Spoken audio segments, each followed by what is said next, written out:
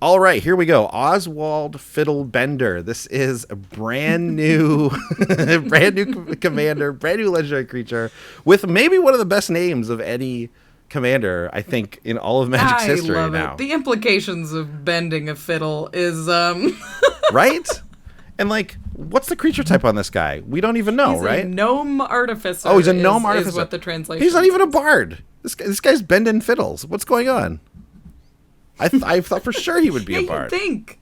Yeah, right? That he was like really sawing into it, and it's getting about like that you would think. Yeah. But no, he's making fiddles and then bending them. Yeah, I yeah. guess. He's like creating them and then busting them so people can't use them. Bending them. He's an angry little Guy's, gnome. yeah, mad. He takes orders and then breaks them. what kind of business that is, I do not know.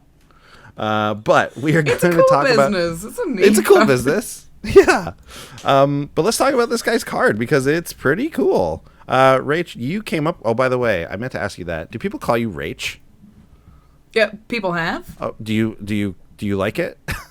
I don't mind it. I've been watching a lot of Friends lately, so they call Rachel very, Rach. Like personality dependent. Right. Like a lot of people are just like it's Rachel, but if the person's like fun and bubbly, they usually go into Rach. Yeah. Okay, here we go. A lot of pressure. Here we go. Rach, what do you think? Why don't you read Oswald Fiddlebender for everyone?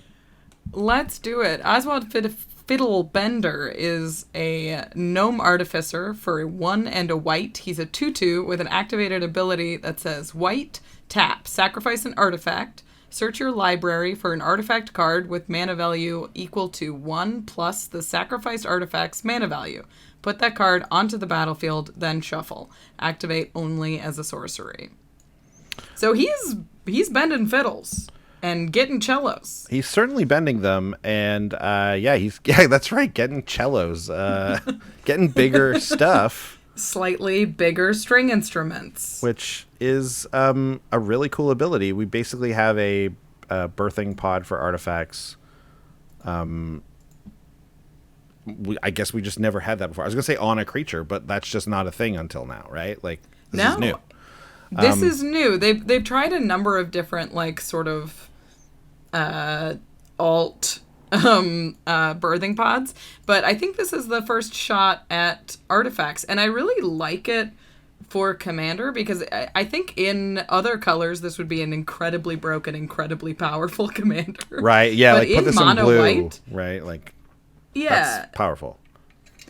And I think it's still a powerful effect, but it's trickier to make this go quite as quickly as you would like if you added red or if you added blue. I think either one of those would kick this deck up a notch, but when it's in mono white, it leaves like a lot of sort of wiggle room and it leaves a lot of open design space that we haven't really had to build around before. So yeah, I'm super into this card. Yeah, me too. I definitely thought when you suggested this that like I was like, oh, this is like, is this a leftover from like Lorehold or something? Like, what's going on? But because it feels like it feels like it has a lot of the same stuff that you would include in a red deck that does some of this stuff. But I found when it came to actually picking cards for it, yeah, there's some overlap from like say like a Duretti deck or something like that.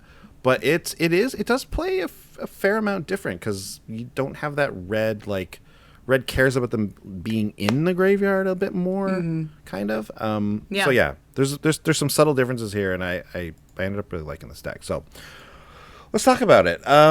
Yeah, this is. I mean, if you're looking at the YouTube, if you're watching YouTube right now, you have no idea what this card says because it is in a different language, and that's okay. Trust us that's what it does, and trust Scryfall. Yeah. But let's talk about set and scene here. What do we got coming up? So we're gonna pod, right? So we need to start the pod, starting with stuff like Implement of Improvement. This is a good one.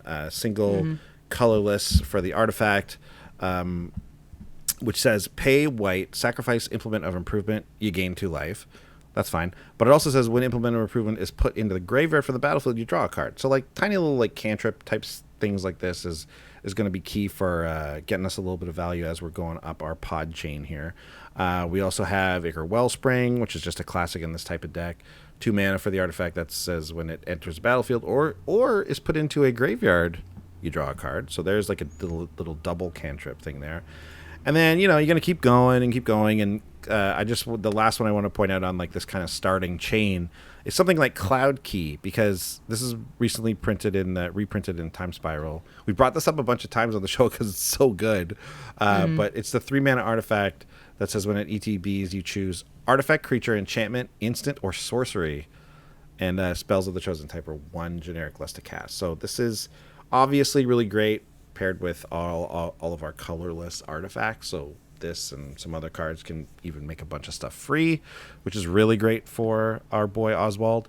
I keep having to look over to be like, what's his name? Oh yeah, Oswald. I keep wanting to say Oscar. Mr. Fiddlebender. Right. To you. Just crushes a fiddle. Sorry, what did I do? Rock god Oswald Fiddlebender. But Cloud Key is great, and like, so this is you'll have to make some decisions like this once in a while, I think, on this pod chain, where you're gonna get up to like a good card like this, and you're gonna be like, do I sacrifice this to get the 4-drop, or do I keep this guy out and like play some other stuff from my hand? And you'll be met with that, and honestly, that's where the fun comes in this deck. This is not this brew is not really a version where you do the same thing every time. Like, that's the danger with these tutor commanders. Do you have any experience with decks like that? I haven't played any specifically like this, because that's not true. I played a Captain Sisay deck for a while on Modo, and it was more toolboxy, depending on who you were playing against. But you did sort of end up getting, like, you get Karametra first to get your ramp going, and then you sort of move through the chain as need be. But what I really like about this deck is you have to know your deck really well, and it's very meta dependent, and like what kind of artifacts you put in the deck and like how fast you want it to go, because a deck like this can be incredibly powerful, but it can also just be very reactive and very sort of fluid, which is fun. It gives you a lot of choices. Yeah, that's the fun part about it, is you will get a lot of choices, and it's up to you how fun you want them to be. I mean, check out Lost Cards, coming out after this episode on Thursday if you're like watching these like live. And we'll talk about a little bit more about that toolboxy kind of version of the deck, because right now we've got like some plans, but they're fun plans. Obviously when we're talking about a deck like this, it's mono white, so like really the main ramp we're going to have is also going to be artifacts. Did you know about this card? Because like I feel like this is the second time I'm discovering this card. Star Compass. It's a 2 mana rock that's not over $2. It's ridiculous, right? Yeah, and it's very strange that it doesn't see more play, because it doesn't fix you, I guess, but it's Arcane Signet that comes in tapped. Like, right? if you're trying to like fill out the bottom rung, especially if you're in like 3 colors, Star Compass is great. Yeah, I mean, it comes in tapped, obviously, like you said, so like that's a knock against it, but like Wayfarer's Bauble is kind of the same thing, like it comes in tapped. Yes, it can fix you, obviously, but I mean, we're a mono white deck here. We get 1 plains, and this is just 2 mana ramp, which is great. So there you go. I just rediscovered Star Compass. Star Compass is a super sweet card, and it's definitely worth looking at. I feel like the more colors you're in, the more valuable Star Compass is. Right on. Tell us about this next grouping, this like thing we like sacrifice a bunch of our artifacts and white strength here. Yeah, so the thing that I really like about white with the combination of a pod is white does recursion really well, especially if it's like stuff that left the battlefield this turn. So there's cards like Faith's Reward, that is 3 and a white for an instant. It says return to the battlefield all permanent cards in your graveyard that were put there from the battlefield this turn. So it's a great way to like sacrifice that Cloud Key, get your 4-drop, and bring your Cloud Key back to the battlefield, and keep your stuff discounted. There's also stuff like Refurbish, that's just more of a straight reanimation effect. 3 and a white for a sorcery, return target artifact from your graveyard to the battlefield. So if you have you potted something away that you're like, oh, I need that back, you can use your graveyard to really to your advantage. Yeah, I really like the inclusion of Refurbish here, which is one. So we're probably talking about this more in the Lost Cards, but when we started this process, Rachel was like, oh, can we use this commander? And I was like, yeah, that sounds great. And then I was like, how should we brew this? You know, how are we going to do this? This is how Sean and I usually do it. We kind of do it more individually, but like, since, you know, it's like, whatever, it's like a special thing. Like, we could brew it together. You could send me a list.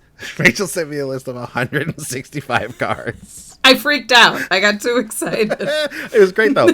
But the best thing about it was on Moxfield. So there's 165 cards main board. And I'm just like, ooh, okay, that's cool, though. I mean, I've done that before, too, where you just start with a gigantic list.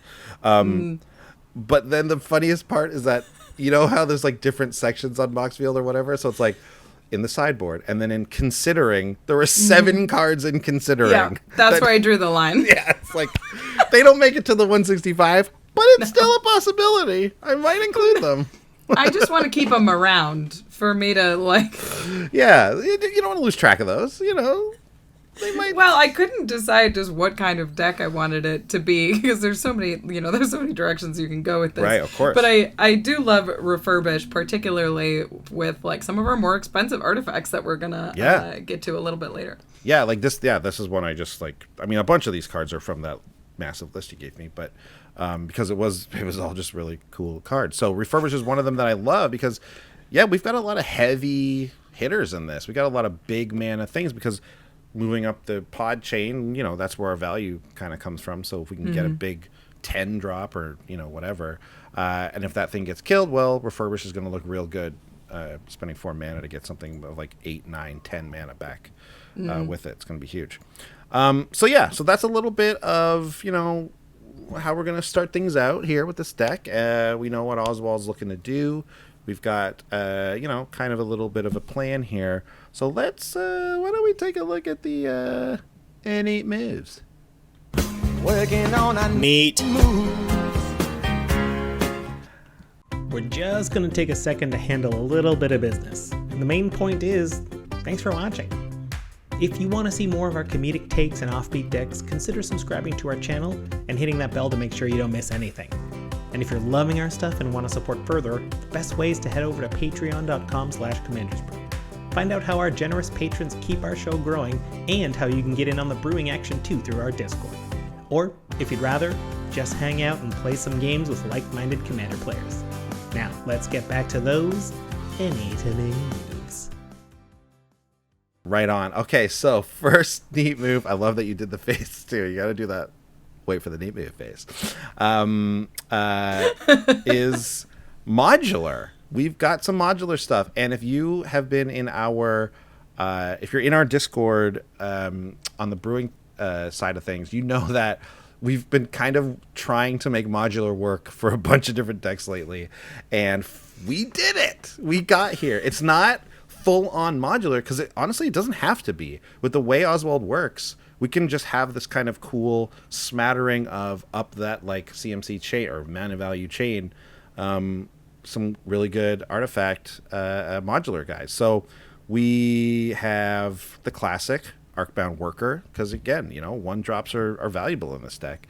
He's just the 0/0 construct that has modular 1. And in case you're not sure what modular is, if you haven't played with this mechanic before, so it's a 0/0, has modular 1. It enters the battlefield with a +1/+1 counter on it. When it dies, you can put its +1/+1 counters on target artifact creature. Okay, so keep that in mind. You could smash them together. Absolutely. Yeah. Why don't you read this one, because you're a big fan of this card, I know. I love this card. So the next one is Scrapyard Recombiner. It is a 3 CMC construct that has modular 2. And it has an activated ability that says sacrifice an artifact, search your library for a construct card, reveal it, put it into your hand, and then shuffle your library. So there's some cool things about Scrapyard Recombiners is you can sacrifice any artifact, including Scrapyard Recombiner, which would trigger its modular effect and move those counters around. Or you can sacrifice any artifact that you have floating around and keep this effect on board. And a Construct Tutor feels very narrow, but for a deck like this that I think values really any artifact body, you can. It's very flexible. There's a lot more constructs than you think there are going to be, particularly with modular in the deck. Yeah, I was shocked actually when I looked at this card and then after I had the list together, I was like, oh yeah, this cares about constructs. Let's just see how many constructs we have. Maybe we have to add some or something. Didn't have to add any. There's already between, I can't even remember now, but there's like 6 to 8, maybe even 1 or 2 more than that. But that's without even trying. So if you wanted to go a little harder in that direction, you certainly could. But yeah, modular adds a bunch. Just naturally, if you're including artifact creatures, a bunch of them are constructs. So this card's great. We also have Arcbound Reclaimer, which is really good in this one. It's another 4 mana artifact creature. It's a golem. This guy's no construct, but that's fine. 0/0 with modular 2, but remove a +1/+1 counter from Arcbound Reclaimer. Put target artifact card from your graveyard on top of your library. So that can be good for restarting your chain if someone interrupts it. If you've had a board wipe and all of your, some of your good stuff's gone, you can grab it. Again, any artifact. It can be the creature. It can be a non-creature. That's a nice ability to have, especially when we're sacrificing things. It's just great. Another thing you can do here is you can put an expensive one on top of your library that you can pod into with Oswald. So you can, like, if it's in your graveyard and you're like, I want that card back, like if you put it on top of your library, you can pod into it. Well, you can pod into it wherever it is in your library, can't you? Yeah. But if it's in your that's what you mean, and not in your library, yeah, you're right. Yeah. I was like, wait, it doesn't have to be on the top for me to get it from my pod thing. Yeah. But it does have to be in the library. Yeah. No, that's perfect. That's a perfect use of this ability. That's great. We also have a little thing that's gonna tie into these creatures. Animation module. It's a single mana, generic, for an artifact. Says whenever 1 or more +1/+1 counters are placed on a permanent you control, you may pay 1. If you do, create a 1/1 colorless servo artifact creature token. Then it says pay 3, tap, choose a counter on target permanent or player, give that permanent or player another counter of that kind. So yeah, sure, that's cool. This is one thing I had to ask. This says whenever a +1/+1 counter are placed on a permanent, but if they enter with them, that doesn't count as that, right? Like, if you enter with +1/+1 counters on it, that doesn't count as them being placed on it, I don't think. Because it comes into play with them on it already. So I'm pretty sure that doesn't count. But it's okay if that is correct. Anytime our modular creatures die and then place them, that's when this ability will trigger. And again, keep that in mind, right? Because that's nice. It's nice. We'll have a couple little servos running around. We have a little extra mana. That's great. Okay. Worry about that later. Rachel, why don't you talk about this next sort of grouping of cards, or talk about these next cards here? Yes, I love this. So the cool thing about artifacts is, especially with a pod effect, is it's very easy to reduce the casting cost on artifacts. There's a lot of cards with affinity. There's a lot of cards that you can reduce the casting cost for when different stipulations are met. And what that's going to let us do is jump the chain in our pod. So the first one on the list is Razer Golem, which is a 6 mana 3/4 with affinity for planes, which means this spell costs 1 less for each planes you control. And it's a 3/4 with vigilance. But most importantly, this is a very inexpensive 6-drop. Yeah. So this could cost 2 mana, this could cost 3 mana, this could be free, and you can pot it away with Oswald and get a 7-drop into play for free. Wow. So I really like the high CMC artifacts that you can cheat into play for a little bit cheaper. The next one is Sojourner's Companion. It is a 7-mana artifact creature with affinity for artifacts and artifact land cycling. So this is the same thing. You can it's a 7-drop that you can reduce the casting cost of and get an 8-drop. And if you're stuck in your hand and you just can't get the count on board, you can cycle it away and get a land from your deck. The next one is Ancient Stone Idol, which is a whopping 10 mana. There's an artifact creature golem with flash. And it says, this spell costs 1 less to cast for each attacking creature. And it has trample. It's a 12/12 with trample. Nice. So if they're attacking with 4 or 5 creatures, you can cast this for 5 mana. For 5 mana, 12/12 with trample. That says, when it dies, create a 6/12 colorless construct artifact creature token with trample. So this really does it all in this deck, right? Like, you can cast this for half its casting cost fairly easily, and then when you sacrifice it, you get a 6/12 with trample for your trouble, and you get an 11-drop into play. So Ancient Stone Idol is awesome in this deck. And we do have an 11-drop. Oh, wait, do we have an 11-drop? Yes, I think we have one. Yes, we have one 11-drop. When we get to the budget report, we can talk about the later drops even more if you want to include them, but we'll get to that. But Ancient Stone Idol is really good in this deck, and like you said, yeah, working on all cylinders there. And another couple that work really well with this type of thing is Thran Temporal Gateway. We just used this in a brew, I think, last week or the week before, I can't remember, where we were talking about legendaries. Oh yeah, we were talking about planeswalkers. But it does the same thing for artifacts, especially if we have a bunch of expensive ones. Pay 4, tap this. It's a 4-mana legendary artifact that you pay 4, tap. You may put a historic permanent card from your hand onto the battlefield. Just add instant speed. So you can just flash in an expensive artifact 4 and up. I mean, yeah, you know, in a pinch you might be like, sure, I'll get a 3-drop into play with this. But, you know, but yeah, really, this is just here to get these big ones out of your hand, add instant speed. Really cool. This is, I think, one of the more underrated cards in Commander. It's really good. It's great. It's definitely a build around, but it's awesome in this deck. Yeah, you got to have the right deck for sure. But like, I don't know. I just don't see tons of people including this in their artifact decks. Probably because a lot of their artifact decks are like little artifacts, and that's where they go. But hey, when you go big, you gotta have a Temporal Gateway, baby. That's the ad campaign for gotta have a gateway. Gateway, baby. Yeah, it was like done by the same. This like the 90s computer with the cow on it. Isn't that the Gateway? Oh yeah, right. Gateway computers. Gateway computers. That's what this is.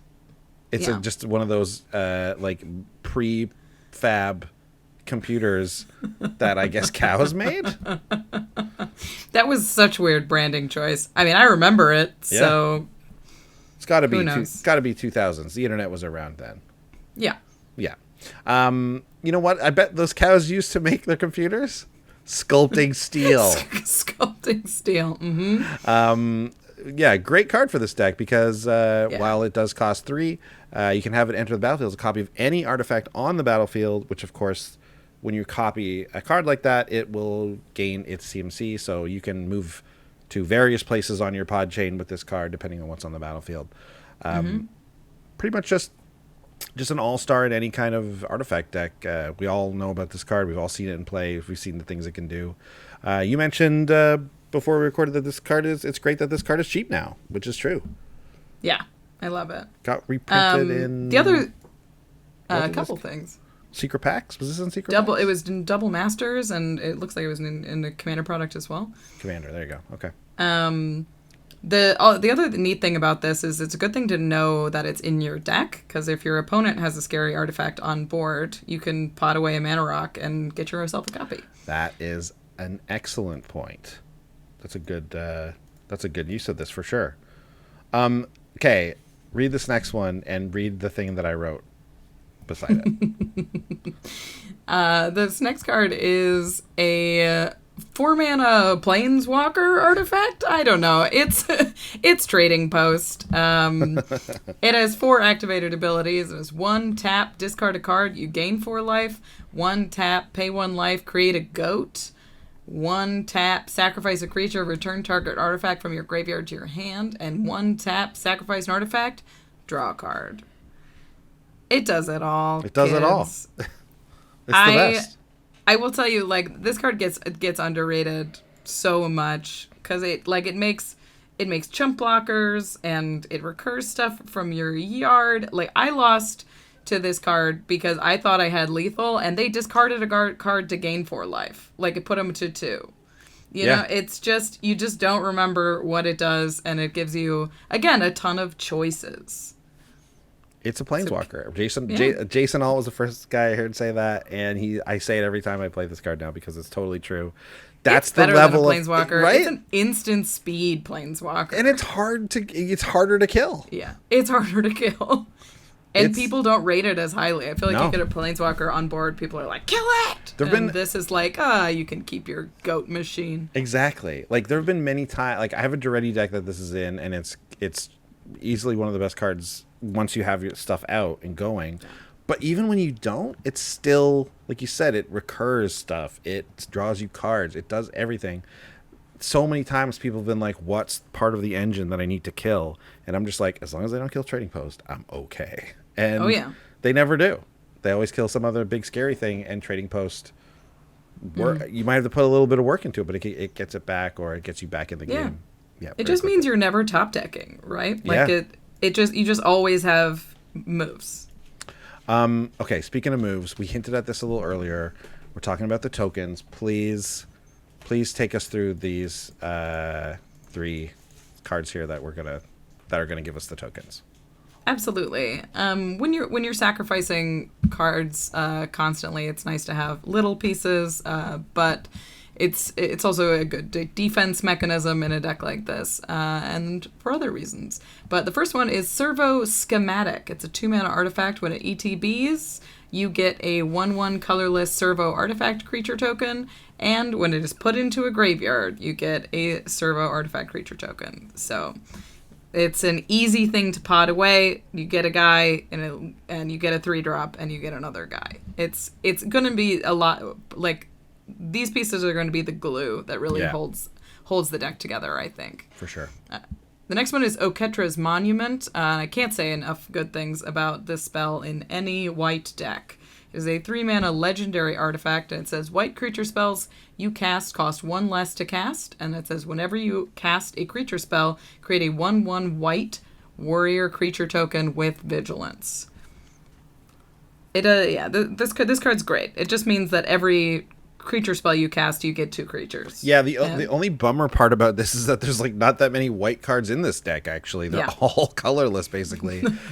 Like, there might be like your commander is a white creature spell. There you go. Yeah. So that helps. And like, if he gets killed, which it's possible he will, you get a little bit of redux on that.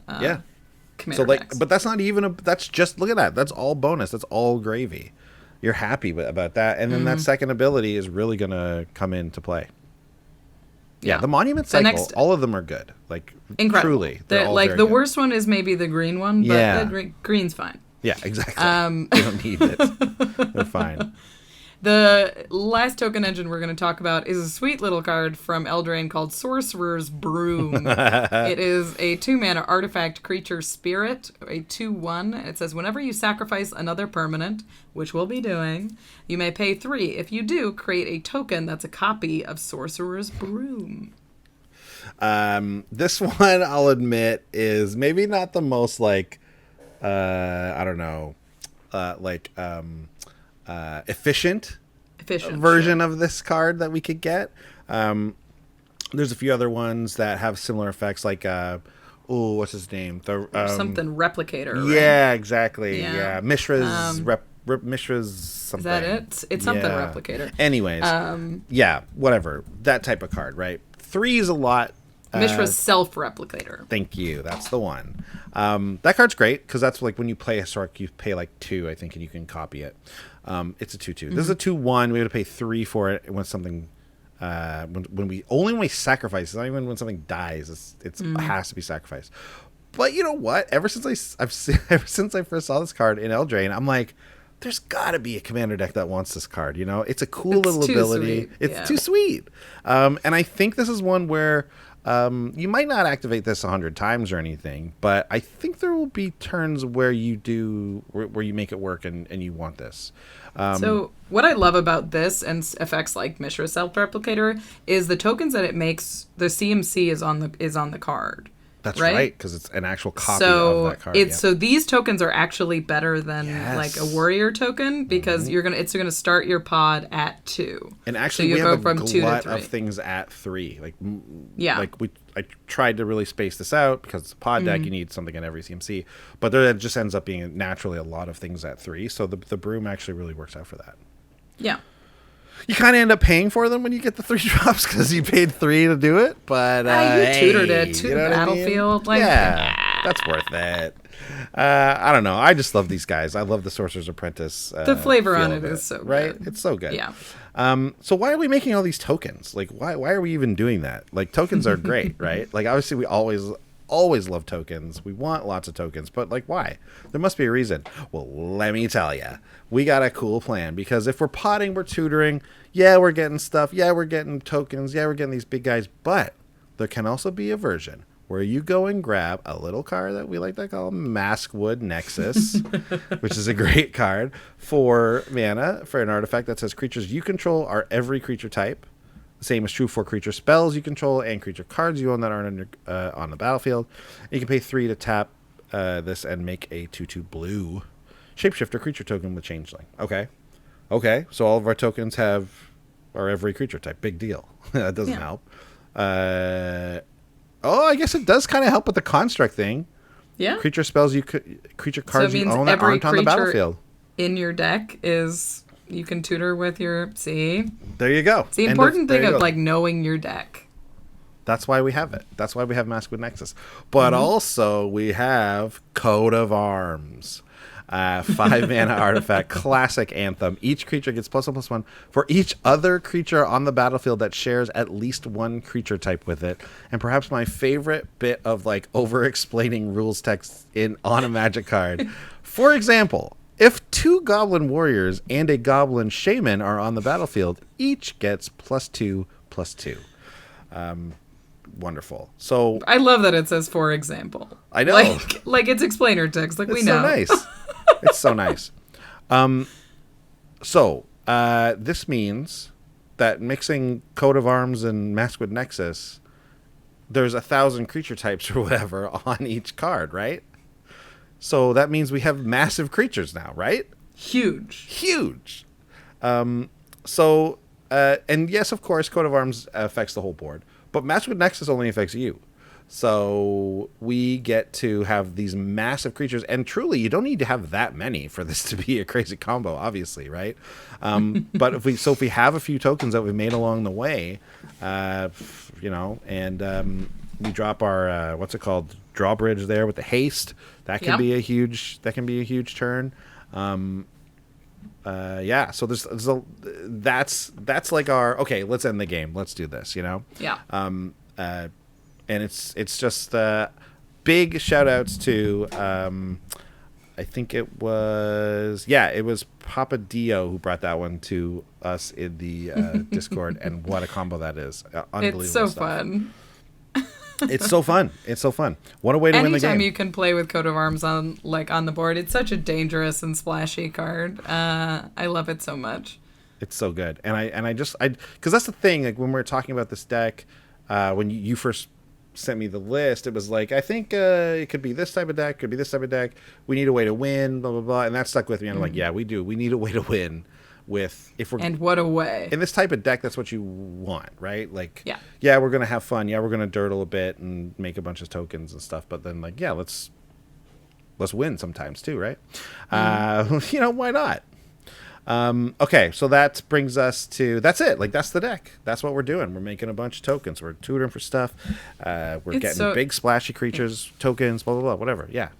It's such a fun build because this feels like a white value deck. And there really aren't a lot of builds in white that allow you to do this sort of like be flexible and draw a lot of cards and be like looping permanents and I think this deck really, really can get there. So I was excited by Oswald. Yeah. Thanks for bringing it to my attention, because I actually didn't even see this as a spoiler the day it was spoiled. So when you sent it to me, I was like, oh, yeah, okay, wicked. One thing I guess we should say, which we didn't really touch on, but you got to make sure you protect the commander, because once people figure out that's your whole game plan, they're going to come for him. So yeah. Get some boots on him, get some greaves on him, and you should be fine. Luckily, he's cheap, so recasting him isn't going to cost you that much, though, also. Let's talk about our Discord helpers real quick. Papa Dio, as I mentioned, Nosrak 2, Slothbear 55, Chiefy, Loki Dragons 87, our boy Gee Pizza, and Knackle Booper. Probably my favorite name on the Discord. Thank you, everyone, for coming in. I sent the message. I didn't even send the everyone message for this one because it was kind of late when I started the brew. So thanks you guys for showing up, even though I didn't really ping everyone. So it was kind of like a smaller group brewing this one, some on the following day. But a lot of great suggestions coming in there, and one of the more fun little artifact combos I think I've ever seen. So good stuff. So we've talked about the Discord helpers, Rachel. We've talked about our deck. That means it is now time for a budget report.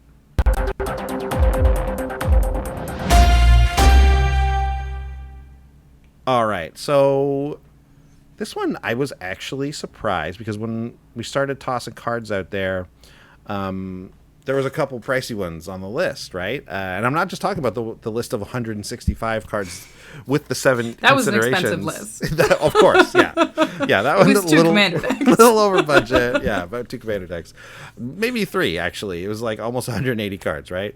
We're not talking lands. The right amount of did you have lands? Oh, you had lands in it? I didn't even know. I thought they were just all cards. Okay. Yeah. But yeah, even when I was paring it down and put this list together, there was a bunch of cards in there that I'm like, oh, okay, that card's $20. Okay, fine.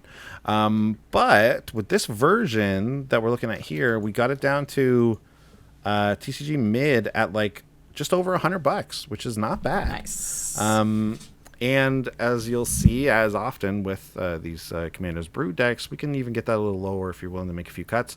The low was around $60, so that's not bad either.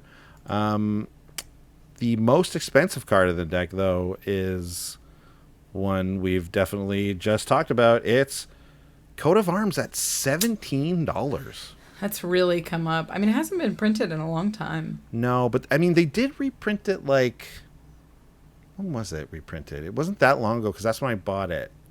I can't check because most recent one, so it was in Mystery Boosters. That's it. But before that, the last time they printed it was Mind versus Might, which is a dual deck. So it's been a long time.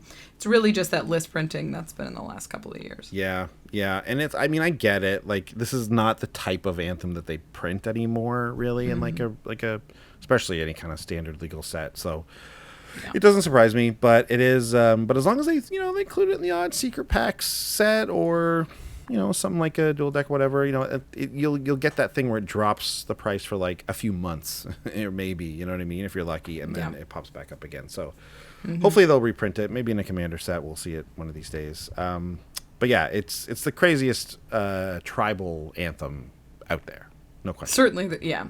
It's super fun. What's this next one here?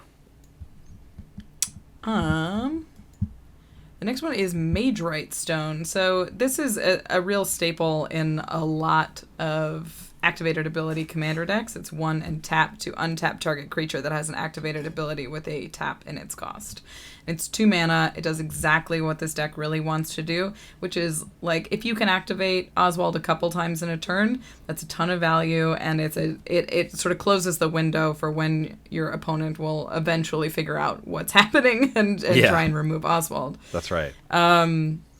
So I really like untapped effects in decks like this. But yeah, it's going to cost you around $9 for this card. That's a lot, and I feel like this one. Anyways, I feel like these cards are always cheaper than they are. This one, the other one, the elixir or something, whatever it's called. Yeah. That card just got a reprint and is still around. It's like still, 10 or I know. 11. Yeah. It was in the Lorehold's commander deck. And I feel like even when it was first in that deck, people were like, "Oh, okay, I felt like it was like $6 for like a day, and then it went back up to like 10 over 10 or whatever." Oh yeah, because everybody built Oscar. People love that card. Rightfully so. It's great. And here's the biggest surprise of the whole deck: Junk Diver, the 3-mana artifact bird, the 1/1 flyer that says when it dies, you return another target artifact card from your graveyard to your hand. So there's another card that's exactly the same as this, except it doesn't have flying. It's Mirror Retriever. Mirror Retriever. Same card. Probably. I didn't even look, but I think that card has got to be like 50 cents or something. Yeah, that one's caught a few more reprints than Junk Diver. Junk Diver's $5. It's ridiculous. What? It's so high. Yeah, Mirror Retriever is coming in at a hot 29 cents. A gumball. Yeah. It's a gumball, and Junk Diver's $5. And yeah, I guess it's exactly what you're saying. Just maybe he doesn't have as much reprints, or maybe there's flying. No, there's a lot of reprints on this Mirror Retriever, including Double Masters. The last time Junk Diver was reprinted was Commander Anthology, and before that, it only has 3 printings total. Oh, and it was. So, I feel like it was in. The reason I have one is because it was in the Duretti Commander Precon. I think that. Yes, what was that? It's in the Commander Anthology, Commander 2014, and 14. Urza's Destiny. 2014, 7 years ago. Wow. Yeah. Okay. This is also the part of the show, the budget report here, where we talk about cards that were too expensive for the deck. That if you have them, go ahead and put them in because they're going to be very good. The first one that comes to mind is Blightsteel Colossus. Hey, you know this card. It's the old 12 mana, 11/11, trample, infect, indestructible, blah blah blah. Yeah, this would be the top of your pod chain. 12 mana going to get Blightsteel seems like a pretty solid plan. Yeah. Yeah. It's also such a good panic button to just be like, well, we have to kill a player. This is how we do it. Yes, totally. And like the 11, I gotta look up because I can't remember what the 11 drop is in this deck. Because I remember there was one that was too expensive. It's the Affinity, right? It's the Affinity for Artifacts guy. No. Oh no, that he's guy's like a bunch of super money, expensive. Isn't he? Yeah. But there's another one, or maybe I took them both. Scion of Draco, I think is 11. Seems see. Hang on. Okay, then that's not okay. Then maybe we don't have an 11. But those would be the two: the Blightsteel Colossus and like it's another affinity card that like gives all your artifacts affinity also. Anyway. Is it? It's not Metalwork Colossus. Yeah, that's it. Yeah, that's it. Yeah. That's what it is. It's Metalwork Colossus. Yeah, so there is an 11 drop. Yeah. Yeah. Okay. So yeah, Metalwork Colossus into Blightsteel is great because Metalwork you can also bring back from the graveyard. There's one more on here too, which is a relatively new card. There is. It's another one from the Oscar Precon. It's Archaeomancer's Map. This card is great. It's an artifact that puts lands into your hand and gets them out of your hand right away. If you had the Oscar Precon, and you're just waiting for a deck to put Archaeomancer's Map in, this is a great one because you're going to find it a lot. That's right. Mono white decks just love this. I played this the other day and I ran out of planes in my 2-color like Orzhov deck that I was playing it in. Yeah. Because the cool thing about this one is when you run out of planes, you pot it away. Yeah, that's right. Yeah. So it's very powerful in this deck. It's tutoring a draw spell to the battlefield that ramps you, but it is sitting right around $20. So if you're thinking about building this deck, perhaps keep an eye out for the Oscar Precon because there's going to be a lot of cards that are also very powerful in this deck. And Archaeomancer's Map is certainly one of them. Yeah, for sure. I mean, this is a new Commander staple. We say it all the time. There's also the other one that came out in Modern Horizons 2, the single, what's it called? The Esper Sentinel? Thank you, Rachel. Yes, Esper Sentinel. I was thinking of I didn't even know how to describe that card. Yeah, the 1 mana the 1 mana white. draws you things. It's good and it's white. Yeah. Oh, Esper Sentinel, the only one. Yeah. Yeah. They keep making. My problem with WotC is it's not that they're printing. They're not printing powerful white cards. It's that they're printing them at rare. Yeah. Yeah. These So cards. they're all so expensive. Oh, great! Now my mono white deck, my soldiers tribal deck, is now a $1,200 deck. What's going on? All the cards that make white powerful are like $40, like Yeah. Teferi's Protection and Land Tax, and like this card's 20, Esper Sentinel's 20. Like they're all so Just so weird because how many mono white decks are you guys running? What's going on? Who has are there people out there who are like, well, now I'm building one? I guess that's what happened. I don't know. People Even ragging on white for Skyclave so long. Apparition, which is incredible. Skyclave Apparition is a really great commander card. That's like $13, I think, for a regular printing of it. It's And now ridiculous. that Brian Kibler's playing Commander, Post Malone's playing Commander, Barack Obama's going to start playing Commander next. It's just you just go up the chain. Oh my god. This is gonna be the biggest game on the planet, and all the cards are gonna cost $100 a piece. It's gonna be great. They just can't reprint them fast enough. I can't wait. I honestly can't wait. No, I can for sure. That is the deck. That is the whole thing. Oswald Fiddlebender, Artifact Pod. Thanks for doing this and brewing this deck with me, Rachel. I was so happy to. Great job. The 165 cards really did help. Go good. They really did. They really created the I'd like to create a bit of chaos when I start any deck building. But I like it to be as painful direction. as possible. Yes. Well, no, you know what? Truly, it really did give us the direction, I think, of what we wanted to do. Did we use all 165 cards? Of course not. But we did pare it down. We did it. We did it. So a bit of a different ending to the show. So obviously check out Lost Cards. We're going to talk about a couple of the other directions that were in that 165 card pile, and some other ones perhaps even as well. Check that out. But before we sign off here, Rachel, why don't you tell us about your shows and where people can find you when you're not helping co-host Commander's Brew? I'd be happy to. So I am on Twitter at Wachel Reeks. I'm also Instagram there. I'm a member of the Commander Advisory Group. So I do not make the rules. I advise. Yes, you do. Yes, you do. Yeah. Ban pod. Ban. No. But I'm on the Commander Advisory Group. So if you have any concerns or you have any thoughts, I'd love to hear them about Commander. We're always talking about changes that you can make to the format, but I also have my own podcast that is a comedy Commander podcast called The Commander Sphere with my co-host Dan Sheehan, and that's just a real goofy casual time. Mostly we're just kidding. Don't worry about people us. are like, what is your podcast about? It's like, we just make magic jokes. Just kidding. We started a series that I'm really excited about that's called Casual Fridays, where our patrons are submitting decks that have been a little bit too powerful for their meta, and we make them worse. I love that idea so much. We used to do same thing, except it was just deck renos where people would be like, hey, what are some good cards? And we would mostly suggest it was same thing, with our style was budget cards. We suggest budget upgrades for people. So here's how to up your deck, but without breaking your bank. This is how to lower the power level of your too powerful deck. I love it. It's so good. It's good. I mean, I think we've all played a deck that you're like, oops, storming. And the deck sort of plays itself. So we take some time and look at the nuts and bolts in there and try and pull a couple bolts out.